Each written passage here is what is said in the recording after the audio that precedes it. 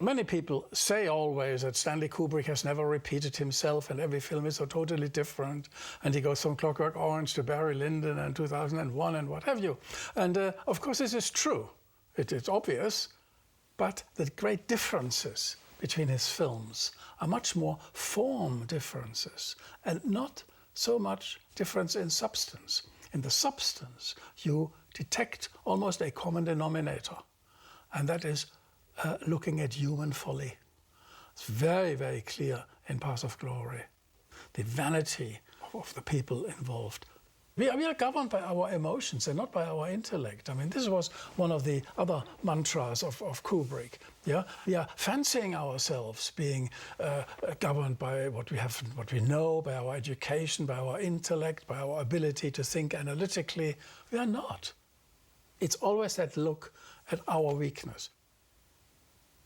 He was quite an optimist in daily life, but very pessimistic, thinking about our destiny of mankind.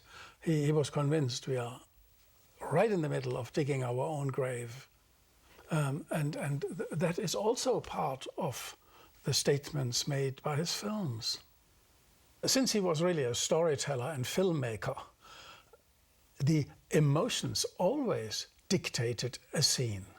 And historical correctness really was, took second place. But he didn't want to make mistakes. He didn't want to say things which were clearly incorrect. But the historical facts supported the script. That's all. Give you a practical example. Barry Lyndon. The Schubert music, the trio, was clearly not in the right time. It was 30 years later. He knew that. He knew absolutely. I mean, yeah, there could have been criticism saying, well, but I mean, he used the wrong music. I mean, this is supposed to be, 30, 40 years later. He didn't care because he loved that music. And one of his almost credos was, you have to love every element you are using. You have to be really totally convinced yourself. Now, one of my side jobs was to always suggest music, to feed him suggestions, which he then looked at or listened to, gave it back and said, yeah, this I don't like, this I like more. And we tried to do something that really not only fitted the scene, but fitted him. It had to be pleasing for his own concept. And this is not necessarily what other people would have liked. I think nobody would understand at first why he chose the Blue Danube for space music in 2001. He thought it was right. And he was incredibly pleased with it. He had first another idea, totally different. It was also good. Yeah? It was the Norse score. It was fine. But then he thought, okay, this is absolutely right, because it's not only great music, it is everlasting. And it's a waltz. There's also a little bit of tongue-in-cheek element in it. Everything turns, and it goes with this wonderful melody. And, he thought it was beautiful, like the images were beautiful. He wanted that as well. He was very slow and very thorough. He worked usually with a writer. The Napoleon script was the only script which he totally did by himself. In collaboration also with advisors, with technical people and historians, but he did that by himself. But in all other cases, he worked with others. He always had the right not to use what was offered. And very typically on Eyes Wide Shut, he worked with a writer, but then, he almost didn't use much of it, but went back to Schnitzler.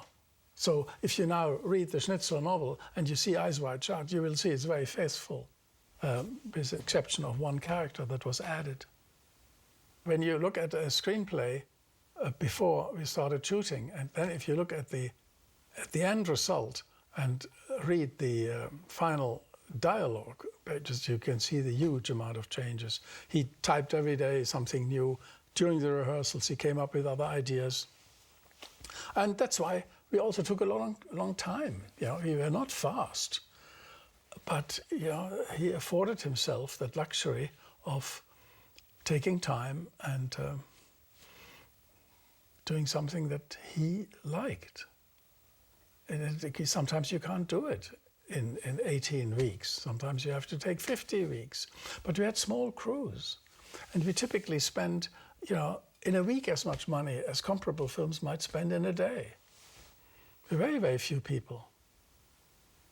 And everybody, it was a multitasking job. Everybody had to do whatever was necessary.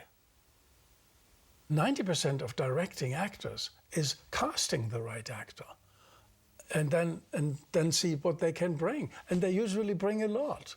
Malcolm McDowell was brilliant in Clockwork Orange. Kirk Douglas in Paths of Glory, absolutely fantastic. I've observed him many, many times on the set. He does very little. And when he wants a change, he takes the actor aside, talks privately, never shouts, never is noisy, never gives instructions that anybody can hear. You don't know what they're saying. And so they work, take after take. He also filmed the rehearsals. That's why he had so many takes. And sometimes, you change the scene. Well, that was his way of working. But I guess this is the hallmark of an artist. Art is not created by a committee, and that's it. And you take the risk. The inside of an artist is also a bit of a secret. I can't finally, give you an answer of what motivated him at every given moment. He sometimes is asked about the meaning of the end of 2001.